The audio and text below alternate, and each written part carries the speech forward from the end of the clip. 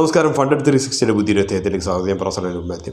ഇന്നത്തെ വിഷയം കുറച്ച് കാലിക പ്രസക്തമായിട്ടുള്ള ഒരു കാര്യമാണ്. നമുക്കറിയുന്ന പോലെ തന്നെ മാർക്കറ്റ് കഴിഞ്ഞൊരു 3-4 മാസങ്ങളായിട്ട് താഴോട്ട് വന്നുകൊണ്ടിരിക്കുകയാണ്. ഏകദേശം 90% പേരുടെയും പോർട്ട്ഫോളിയോ ഏകദേശം കുറേ ഇടിഞ്ഞിട്ടുണ്ടാകും. കഴിഞ്ഞ 3-4 മാസം കൊണ്ട് 3% മുതൽ 30% വരെ ഇടിഞ്ഞിട്ടുണ്ടാകും. അപ്പോൾ ട്രേഡേഴ്സിൻ്റെ കാര്യം പറയുകയാണെങ്കിലും വളരെ വ്യത്യാസമൊന്നുമല്ല. അതിലിപ്പോൾ ഓപ്ഷൻ സെല്ലേഴ്സ് ആണെങ്കിലും ബയേഴ്സ് ആണെങ്കിലും ഇൻട്രാഡേ ഇക്വിറ്റിക്കാരാണെങ്കിലും ആരുടെ ആണെങ്കിലും അവസ്ഥ.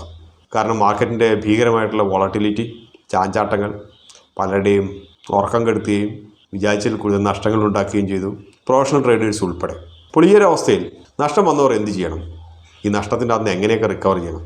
അതാണ് ഇന്നത്തെ ഈ ഒരു എപ്പിസോഡിൻ്റെ കാതലായിട്ടുള്ള ഭാഗം. അപ്പോൾ ആദ്യം തന്നെ പറഞ്ഞുകൊള്ളട്ടെ, ഇതിൻ്റെ അകത്ത് മാജിക് ഫോർമുലയോ ക്വിക്ക് ഫിക്സുകളോ ഒന്നുമില്ല. നിങ്ങൾക്ക് ഇതുവരെ വന്ന നഷ്ടങ്ങൾ വെറും 2 ദിവസം കൊണ്ടോ 3 ട്രേഡിംഗ് ഡേ കൊണ്ടോ ഒന്നും റിക്കവർ ചെയ്യാൻ വേണ്ടിയിട്ടുള്ള ഒരു മാജിക്കൽ ഫോർമുലയോ അതൊന്നുമില്ല. പക്ഷേ നിങ്ങൾക്ക് സിസ്റ്റമാറ്റിക്കായിട്ട് ഈ പറഞ്ഞ നഷ്ടങ്ങൾ അതെങ്ങനെ ഒരു പരിധിവരെ നിങ്ങൾക്ക് മുതലാക്കിയെടുക്കാം. രണ്ടാമത്തെ കാര്യം, ഭാവിയിൽ ഇങ്ങനത്തെ നഷ്ടങ്ങൾ എങ്ങനെ വരാതിരിക്കാൻ നോക്കാം. ഇതൊക്കെയാണ് പ്രധാനമായിട്ടും ഈ ഒരു എപ്പിസോഡിൻ്റെ കണ്ടൻസ്. അപ്പോൾ ഇതിൻ്റെ 3 ഭാഗങ്ങളായിട്ടാണ് നമ്മൾ പ്രധാനമായിട്ടും ചർച്ച ചെയ്യാൻ പോകുന്നത്. ഒന്നാമത്തെ കാര്യം, ഇങ്ങനത്തെ ഒരു ഭീകരമായിട്ടുള്ളൊരു നഷ്ടം വരുമ്പോഴുള്ള നമ്മുടെ സൈക്കോളജി, എന്താണ് നമ്മുടെ മാനസികാവസ്ഥ. രണ്ടാമത്തെ കാര്യം, നഷ്ടം വരാനുള്ള കാരണങ്ങൾ. കാരണം നഷ്ടം വരാനുള്ള കാരണങ്ങൾ അറിഞ്ഞാൽ മാത്രമേ ആ ഒരു കാരണങ്ങളും സാഹചര്യങ്ങളും നമുക്ക് ഒഴിവാക്കാൻ കഴിയും. മൂന്നാമത്തെ കാരണം, ഈ ഒരു നഷ്ടത്തിൽ നിന്നും നമുക്ക് എങ്ങനെ കരകയറാം, അഥവാ ഭാവിയിൽ എങ്ങനെ ഇങ്ങനെയുള്ള നഷ്ടങ്ങൾ നമുക്ക് ഒഴിവാക്കാം. അപ്പോൾ ആദ്യമായിട്ട് നമ്മൾ ഒന്നാമത്തെ കാര്യം നമ്മൾ ചർച്ച ചെയ്യാം, അതായത് നമ്മുടെ മാനസികാവസ്ഥ. വലിയൊരു നഷ്ടം വന്നു കഴിഞ്ഞാൽ, പ്രത്യേകിച്ചും ട്രേഡേഴ്സിൻ്റെ കാര്യം, വലിയ നഷ്ടം വന്നു കഴിഞ്ഞാൽ പെട്ടെന്നൊരു ഷോക്കായിരിക്കും ഉണ്ടാവുക. കാരണം നമുക്കറിയുന്ന പോലെ തന്നെ ഒരു 20 ദിവസം കൊണ്ടോ അല്ലെങ്കിൽ 1 മാസം കൊണ്ടോ ഉണ്ടാക്കിയെടുത്ത ലാഭം, അതാണ് ചിലപ്പോൾ നമ്മളെ ഒരു അര ദിവസത്തെ ട്രേഡിംഗ് കൊണ്ട് മൊത്തം വൈപ്പ് ഔട്ട് ചെയ്തു പോകുന്നത്. അപ്പോൾ നമുക്ക് വളരെ നഷ്ടബോധം തോന്നും. കാരണം മണിക്കൂറുകൾ ചിലവഴിച്ച്, വളരെയധികം സമയം ചിലവഴിച്ച് നമ്മൾ ട്രേഡ് ചെയ്തു, സിസ്റ്റത്തിന് മുകളിൽ സ്പെൻഡ് ചെയ്തു, അതെല്ലാമാണ് വെറും മണിക്കൂറുകൾ കൊണ്ട് ഇല്ലാണ്ടായിപ്പോയത്. ചിലപ്പോൾ അതിൽ കൂടുതൽ. ഇത് വളരെയധികം വേദനാജനകമാണ്. ഒരു ഷോക്ക് തരും. ഈ ഷോക്കിൻ്റെ കൂടെ നമ്മൾ വേറൊരു കാര്യം കൂടി മനസ്സിലാക്കും. ഇപ്പോൾ ഇത് എനിക്കും സംഭവിച്ചു വന്നു. അപകടങ്ങൾ സംഭവിക്കുന്ന പോലെ. അപകടങ്ങൾ നമ്മൾ പത്രത്തിൽ വായിക്കും, പക്ഷേ നമുക്കൊരിക്കലും സംഭവിക്കുക എന്നുള്ള കാര്യം നമുക്ക് ആലോചിക്കാൻ ഇഷ്ടമില്ല. അതുപോലെ വലിയ വലിയ നഷ്ടങ്ങളെക്കുറിച്ച്, വലിയ വലിയ ട്രേഡേഴ്സിൻ്റെയും കോടികളുടെ നഷ്ടങ്ങളെക്കുറിച്ചൊക്കെ നമ്മൾ പറയും. ജുൻജംവാലയ്ക്ക് ഈ ഒരു മാർക്കറ്റ് ക്രാഷിൽ എത്തുന്ന നഷ്ടം എന്നൊക്കെ നമ്മൾ വായിക്കും. പക്ഷേ നമുക്ക് ഒരു ദിവസം വരുമെന്നുള്ളൊരു കാര്യം നമ്മൾ ആലോചിക്കില്ല. അല്ലെങ്കിൽ സുഹൃത്തിൻ്റെ ഒരു 10 ലക്ഷം രൂപ ഒറ്റ ട്രേഡിൽ പോയി എന്നൊക്കെ കേൾക്കും. പക്ഷെ നമുക്കിതുവരെയും പോകാത്തടത്തോളം കാലം നമ്മൾ അങ്ങനെ ഇരിക്കും. നമുക്ക് സംഭവിക്കുമ്പോൾ എനിക്കും സംഭവിച്ചോ എന്നുള്ളൊരു തോന്നലും അവിശ്വസനീയതയും, അതാണ് മറ്റൊരു തോന്നലുണ്ടാകുന്നത്. മൂന്നാമത്തെ കാര്യം എന്ന് വെച്ച് കഴിഞ്ഞാൽ പലർക്കും വിഷമമുള്ളൊരു കാര്യം, ഇതെങ്ങനെ നമ്മൾ ഫാമിലിയോട് പറയുന്നുള്ളതാണ്. മൊത്തം സമ്പാദ്യമോ അല്ലെങ്കിൽ ചിലപ്പം കൂട്ടുകാരുടെയും വീട്ടുകാരുടെയും ഒക്കെ കൂടി പണം കൊണ്ടുപോയിട്ടതായിരിക്കും, ചിലർ ലോണും കൂടി കൊണ്ടുപോയിട്ടതായിരിക്കും. അപ്പോൾ ഇത് നമ്മൾ വീട്ടുകാരോട് എങ്ങനെ പറയും? അതൊരു വലിയൊരു പ്രശ്നമാണ്. ചിലപ്പോൾ അത് ഉറക്കം കിട്ടില്ല. ചിലർ അടുത്ത കാലങ്ങളായി 2-3 വർഷങ്ങളായിട്ടൊക്കെ ഫുൾ ടൈം ട്രേഡേഴ്സായിട്ടൊക്കെ രൂപാന്തരപ്പെട്ടവരുണ്ട്. അവരെ സംബന്ധിച്ച് വലിയൊരു നഷ്ടം അത് സഹിക്കാനും കഴിയില്ല. അപ്പോൾ ഇത് വളരെയധികം മാനസിക വ്യഥയുണ്ടാക്കും.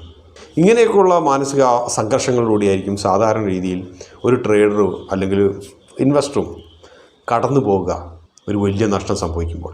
അടുത്തതായി നമുക്ക് നഷ്ടമുണ്ടാകാനുള്ള പ്രധാനപ്പെട്ട കാരണങ്ങൾ എന്തൊക്കെയാണെന്ന് നോക്കാം. ഒന്നാമത്തെ കാരണം നമ്മൾ വളരെ ശുഭാപ്തി വിശ്വാസമാണ്. ഉദാഹരണമായിട്ട് പറയുകയാണെങ്കിൽ, നിങ്ങളൊരു സ്റ്റോക്ക് വാങ്ങിച്ചു. ആ സ്റ്റോക്ക് നിങ്ങൾ 100 രൂപയ്ക്ക് വാങ്ങിച്ചു. ഈ സ്റ്റോക്ക് താഴേക്ക് വരുന്നു, 90 80 85 എങ്കിലും നിങ്ങൾക്ക് ശുഭാപ്തി വിശ്വാസമാണ് ഇത് വീണ്ടും കയറി 100 കടക്കുമെന്നുള്ളത്. ഈ ശുഭാപ്തി വിശ്വാസമാണ് പലപ്പോഴും പലരെയും കൂടുതൽ നഷ്ടങ്ങളിലേക്ക് നയിക്കുന്നത്. നിക്ഷേപകരാണെങ്കിലും പതുക്കെ താഴേക്ക് പോകുന്നു നോക്കിക്കൊണ്ടിരിക്കും. ട്രേഡേഴ്സ് ആണെങ്കിൽ, ഉദാഹരണമായിട്ട് പറയുകയാണെങ്കിൽ, നിങ്ങളൊരു ഓപ്ഷൻ സെല്ലറാണ്. നിങ്ങൾ 40 രൂപയുടെ ഒരു ഓപ്ഷൻ സെല്ല് ചെയ്തു. അത് കയറി പോയി 100 രൂപയിലെത്തി. എങ്കിലും നിങ്ങൾക്കൊരു പ്രതീക്ഷയുള്ളത്, നാളത്തെ മാർക്കറ്റ് എന്നെ ഫേവർ ചെയ്യുന്നതായിരിക്കും. ഇത് താഴേക്ക് വരും, എക്സ്പയറിയിൽ 0 ആയിട്ട് ഇത് ചെയ്യും. അപ്പോൾ അങ്ങനെ 100 200 300 350 മാർജിൻ തീർന്നു, എല്ലാം തീർന്നു, മൊത്തം നഷ്ടത്തിലായി, കാലിയായി. അപ്പോൾ ഈ ഒരു ശുഭാപ്തി വിശ്വാസം നമ്മൾ പലപ്പോഴും നല്ലതാണെന്ന് പറയുമെങ്കിൽ പോലും ചില ഘട്ടങ്ങളിൽ അത് നമുക്ക് നല്ലതല്ലാത്ത ഫലങ്ങളാണ് തരിക. ശുഭാപ്തി വിശ്വാസം നല്ലതാണ് ആർക്കെന്ന് പറഞ്ഞാൽ വളരെ ഫണ്ടമെൻ്റലി സ്ട്രോങ് ആയിട്ടുള്ള സ്റ്റോക്കുകൾ ഹോൾഡ് ചെയ്യുന്ന നിക്ഷേപകന്. അതേസമയം ഇത് നേരെ തലതിരിച്ചാണ് കാണാറുള്ളത്. ഫണ്ടമെൻ്റലി സ്ട്രോങ് ആയിട്ടുള്ള സ്റ്റോക്കുകൾ ഹോൾഡ് ചെയ്യുന്ന നിക്ഷേപകന് ശുഭാപ്തി വിശ്വാസം ഇല്ലാത്തതായും കാണാറുണ്ട്. അതേസമയം ട്രേഡർക്ക് നഷ്ടങ്ങളിൽ ശുഭാപ്തി വിശ്വാസം ഉള്ളതായിട്ടും കാണാറുണ്ട്. ഇത് രണ്ടും ഒരേ ഫലമാണ് ഉണ്ടാക്കുക. ശുഭാപ്തി വിശ്വാസം ഇല്ലാത്ത ഫണ്ടമെൻ്റലി സ്ട്രോങ് ആയിട്ടുള്ള സ്റ്റോക്കുകൾ ഹോൾഡ് ചെയ്യുന്ന നിക്ഷേപകന് അതിൽ നിന്ന് എക്സിറ്റ് ചെയ്യുന്നതിലൂടെ കിട്ടാവുന്ന ലാഭം ചിലപ്പോൾ ഇല്ലാതായേക്കാം. ഇതിൻ്റെ നേരെ അപ്പുറത്തെ സൈഡിലുള്ളതാണ് ട്രേഡർ. വലിയ ശുഭാപ്തി വിശ്വാസം കൊണ്ട് നഷ്ടങ്ങൾ കൂടിക്കൂടി പോകുന്നത് നോക്കിക്കൊണ്ട് നിൽക്കും, പിടിച്ചാൽ കിട്ടാത്ത അവസ്ഥയിലെത്തും. ഇതാണ് നഷ്ടം സംഭവിക്കാനുള്ള ഒരു കാരണം. രണ്ടാമത്തെ കാരണം എന്ന് വെച്ച് കഴിഞ്ഞാൽ നമ്മുടെ തോന്നലുകളെ അടിസ്ഥാനമാക്കിയുള്ള ചില ട്രേഡുകളും നിക്ഷേപങ്ങളൊക്കെ ചിലർ നടത്താറുണ്ട്. ഉദാഹരണമായിട്ട് പറയുകയാണെങ്കിൽ നമുക്ക് അനുദിന ജീവിതത്തിൽ നമ്മൾ കാണുന്ന ചില കമ്പനികൾ, ഉദാഹരണമായിട്ട് സൊമാറ്റോ എന്ന് സ്ഥിരമായിട്ട് വാങ്ങിക്കുന്ന ഒരു കസ്റ്റമർ ആണെങ്കിൽ നമ്മളിരുന്ന് ആലോചിക്കും, സൊമാറ്റോ ഒരു ദിവസം എന്തുമാത്രം കോടികളാണ് ഡെലിവറി ചെയ്യുന്നത്. അപ്പോൾ ഒരു ഡെലിവറിക്കകത്ത് നിന്ന് 1 രൂപ ലാഭമെങ്കിലും ലഭിച്ചു കഴിഞ്ഞാൽ സൊമാറ്റോയ്ക്ക് എന്തുമാത്രം ലാഭം ഉണ്ടാകും. അപ്പോൾ അതൊരു നല്ല കമ്പനിയാണ്, ഞാൻ വാങ്ങിച്ചേക്കാം. ഇത് നമ്മൾ വെറും തോന്നൽ മാത്രമാണ്. യാഥാർത്ഥ്യം അതിനേക്കാളും വളരെ വിദൂരമാണ്. ഇതുപോലുള്ള തോന്നലുകളെ ബേസ് ചെയ്തിട്ട് പ്രത്യേകിച്ച് അടിസ്ഥാനമൊന്നും ഇല്ലാത്തത് അങ്ങനെയുള്ള ചില ട്രേഡുകൾ, ചിലപ്പോൾ ന്യൂസ് ബേസ്ഡ് ട്രേഡുകൾ, ഇതൊക്കെയാണ് ചിലപ്പം വലിയ നഷ്ടത്തിലേക്ക് കൊണ്ടെത്തിക്കുന്നത്. ഇതിൻ്റെ കൂട്ടത്തിൽ നമുക്ക് ചേർത്ത് വായിക്കാൻ പറ്റുന്ന മറ്റൊരു കാര്യമാണ് ചില ഓപ്പറേറ്റേഴ്സോ മാനിപ്പുലേറ്റേഴ്സോ അല്ലെങ്കിൽ ചില യൂട്യൂബ് ഇൻഫ്ലുവൻസേഴ്സോ ഇവരൊക്കെ വഴി വരുന്ന ചില ടിപ്പുകൾ. ഈ സ്റ്റോക്ക് ഇന്ന് 5 രൂപയുള്ളതാണ്, ഇന്ന് 6 രൂപയുള്ളതാണ്, ഇത് ഭാവിയിലെ റിലയൻസ് ആണ്, അദാനിയാണ്, ഇൻഫോസിസ് ആണെന്നൊക്കെ പറഞ്ഞ് പ്രൊജക്റ്റ് ചെയ്യുന്നത്. ഇതിൻ്റെ മുകളിലും കൊണ്ടുപോയിട്ട് കുറേ പണം ഇട്ടിട്ടുണ്ടാകാം. അങ്ങനെ കൊണ്ടുപോയിട്ട് 10 രൂപയ്ക്ക് വാങ്ങിച്ച സ്റ്റോക്കിന് ഇപ്പോൾ 50 പൈസ പോലും ഉണ്ടാകില്ല.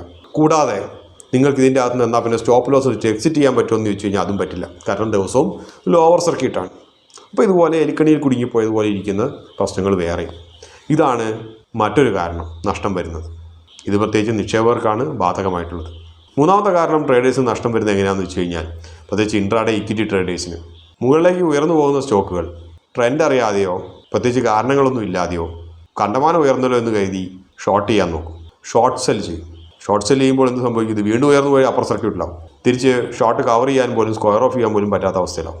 ഇത് പിന്നെ ഓപ്ഷൻ സെയിലിന് പോയി വലിയ നഷ്ടത്തിലേക്ക് കൊണ്ടെത്തിക്കുന്നു. ഇതും ഒരു വലിയ കാരണമാണ്. ഇതേ കാര്യം തന്നെ കണ്ടമാനം താഴ്ന്നു പോകുന്ന ഷെയറിന് സംഭവിക്കാറുണ്ട്. താഴ്ന്നല്ലോ ഇനി മുകളിലേക്ക് പോകുമെന്ന് കരുതി വാങ്ങിക്കും, പക്ഷേ ലോവർ സർക്യൂട്ട് അടിക്കും. പക്ഷേ എങ്കിൽ പോലും അപ്പർ സർക്യൂട്ടിൽ പോയിട്ടുള്ള സ്റ്റോക്കുകൾ ഓപ്ഷനിൽ പോകുന്നതിനേക്കാൾ നഷ്ടം കുറവാണ് ലോവർ സർക്യൂട്ടിൽ പോയാൽ. കാരണം മാക്സിമം നിങ്ങൾ ഡെലിവറി എടുത്താൽ മതി. മൂന്നാമത്തെ കാരണം ഒരു സ്ട്രാറ്റജി ഇല്ലാതെ ട്രേഡ് ചെയ്യുന്നവർ. പ്രത്യേകിച്ച് ഇത് ട്രേഡേഴ്സിനെ സംബന്ധിച്ചുള്ളൊരു പ്രശ്നമാണ്. ചിലരൊക്കെ പല സ്ട്രാറ്റജിയൊക്കെ ഉണ്ടോ എന്ന് ചോദിച്ചു കഴിഞ്ഞാൽ കുറേ പേര് പറയും, സൂപ്പർ ട്രെൻഡ് ഉണ്ട്, RSI ഉണ്ട്, സ്റ്റൊക്കാസ്റ്റിക് RSI ഉണ്ട്, കാൻഡിൽ സ്റ്റിക്ക് മൊത്തം ഞാൻ പഠിച്ചിട്ട് വരികയാണ്. ഇതൊന്നും സ്ട്രാറ്റജി അല്ല, ഇതെല്ലാം വെറും ടൂൾസ് അല്ലെങ്കിൽ ഇൻഡിക്കേറ്റേഴ്സ് മാത്രമാണെന്നുള്ള കാര്യം പലരും മനസ്സിലാക്കാതിരിക്കുന്നു അല്ലെങ്കിൽ മറന്നു പോകുന്നു. നിങ്ങൾ മല കയറാൻ പോകുമ്പോൾ ഒരു ബാക്ക് പാക്കൊക്കെ എടുത്തിട്ടൊക്കെ പോകും. അപ്പോൾ അതിൻ്റെ അകത്ത് കുറേ ടൂൾസ് ഉണ്ടാവും. അങ്ങനെയുള്ളൊരു ടൂൾ മാത്രമാണിത്. പക്ഷെ മല കയറാൻ ആ ടൂൾസ് മാത്രം പോരാ.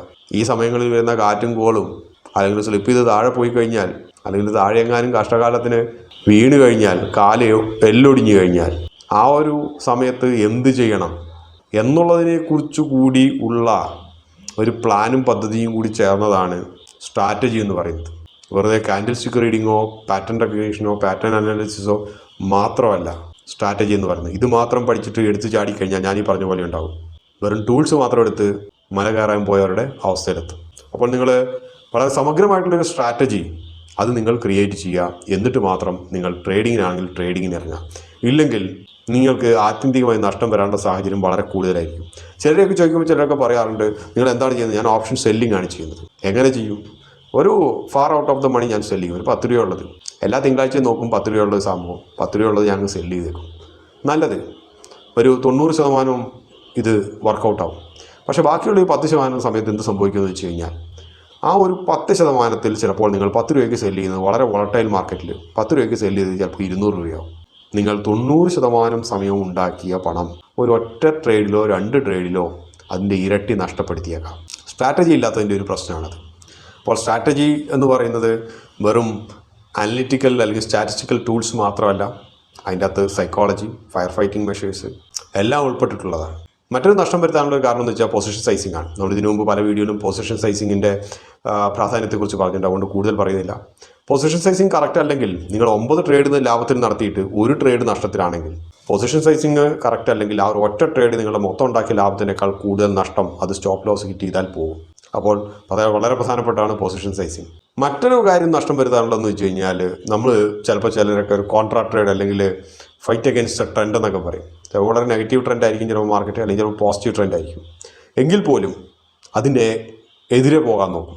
ഉദാഹരണമായിട്ട് പറയുകയാണെങ്കിൽ മാർക്കറ്റ് മുകളിലേക്ക് പോയിരിക്കുന്നു, സെൻറ്റിമെൻറ്റ്സ് ഒക്കെ വളരെ നല്ലതാണ്, മുകളിലേക്ക് പോകുന്നു. പക്ഷേ എങ്കിൽ പോലും നമ്മൾ പ്രതീക്ഷിക്കുന്നത് ഇത്രയും മുകളിൽ പോയി ഇനി എന്തായാലും താഴേക്ക് കുറച്ച് വരും. അത് വിചാരിച്ചിട്ട് പോയിട്ട് ഓപ്ഷൻ സെല്ലേഴ്സ് ആണെങ്കിൽ കോളെല്ലാം ഷോർട്ട് ചെയ്യും, അല്ലെങ്കിൽ പുട്ട് ബൈ ചെയ്യും, അല്ലെങ്കിൽ ഫ്യൂച്ചേഴ്സിൽ പോയിട്ട് ഷോർട്ട് ചെയ്യും. ഇതൊക്കെ ആത്യന്തികമായി നഷ്ടമുണ്ടാക്കാനുള്ള സാധ്യതകളാണ് കൂടുതൽ. ലാഭം ഉണ്ടായാൽ കണ്ടമാനം ലാഭം ഉണ്ടാകും എന്നുള്ളത് മറ്റൊരു കാര്യം. പക്ഷേ എങ്കിലും നഷ്ടമുണ്ടാക്കാനുള്ള സാധ്യതകളാണ് വളരെ കൂടുതൽ. അവസാനത്തെ ഏറ്റവും പ്രധാനപ്പെട്ടമായിട്ടുള്ള കാരണം എന്ന് വെച്ച് കഴിഞ്ഞാൽ ഒരു ഇമോഷണൽ കൺട്രോളൊന്നും ഇല്ലാത്തതാണ്. അത് ഇമോഷണൽ കൺട്രോൾ ഇല്ല എന്നുള്ളതിൻ്റെ കൂടെ തന്നെ നമുക്ക് മാനസികമായി ചേർത്ത് വായിക്കാൻ പറ്റുന്ന ഒരു കാര്യം, വലിയ നഷ്ടം സംഭവിച്ചു കഴിഞ്ഞാൽ പിന്നെ ട്രേഡ് ചെയ്യുന്നത്, വലിയ നഷ്ടം എന്ന് വെച്ച് കഴിഞ്ഞാൽ അത്ര വലിയ നഷ്ടമായിട്ട് കണക്കാക്കേണ്ട, വലിയ നഷ്ടം അതുവരെയുള്ള വലിയ നഷ്ടം സംഭവിച്ചാൽ പിന്നത്തെ ദിവസം മുതൽ ട്രേഡ് ചെയ്യുന്നത് വളരെയധികം റിസ്ക് എടുത്തിട്ടായിരിക്കും.